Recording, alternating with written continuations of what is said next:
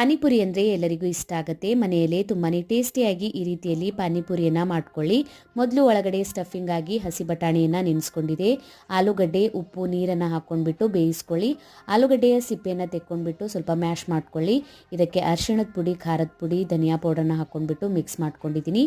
ಈಗ ಪಾನಿ ಮಾಡೋದಕ್ಕೆ ಮಿಕ್ಸಿ ಜಾರಿಗೆ ಶುಂಠಿ, ಬೆಳ್ಳುಳ್ಳಿ, ಜೀರಿಗೆ, ಕೊತ್ತಂಬರಿ ಸೊಪ್ಪು, ಪುದೀನ ಸೊಪ್ಪು, ಹಸಿಮೆಣಸಿನ್ಕಾಯನ್ನು ಹಾಕ್ಕೊಂಡ್ಬಿಟ್ಟು ಇದರ ಪೇಸ್ಟನ್ನು ರೆಡಿ ಮಾಡ್ಕೊಂಡಿದ್ದೀನಿ. ಒಂದು ಬೌಲಿಗೆ ಪೇಸ್ಟನ್ನು ತೆಕ್ಕೊಂಡಿದ್ದೀನಿ. ಹುಣಸೆ ಹುಳಿಯನ್ನು ಹಾಕ್ಕೊತಾ ಇದ್ದೀನಿ. ಹುಣಸೆ ಹುಳಿ ಬದಲಿಗೆ ಲಿಂಬೆಹಣ್ಣಿನ ರಸನೂ ಯೂಸ್ ಮಾಡ್ಬೋದು. ನೀರನ್ನು ಸೇರಿಸ್ಕೊಳ್ಳಿ. ರುಚಿಗೆ ತಕ್ಕಷ್ಟು ಉಪ್ಪು, ಬ್ಲ್ಯಾಕ್ ಸಾಲ್ಟ್, ಪಾನಿಪುರಿ ಮಸಾಲ, ಚಾಟ್ ಮಸಾಲ, ಆಮ್ಚೂರ್ ಮಸಾಲಾನ ಹಾಕ್ಕೊಂಡ್ಬಿಟ್ಟು ಮಿಕ್ಸ್ ಮಾಡ್ಕೊಂಡಿದ್ದೀನಿ. ಪಾನಿ ರೆಡಿಯಾಗಿದೆ.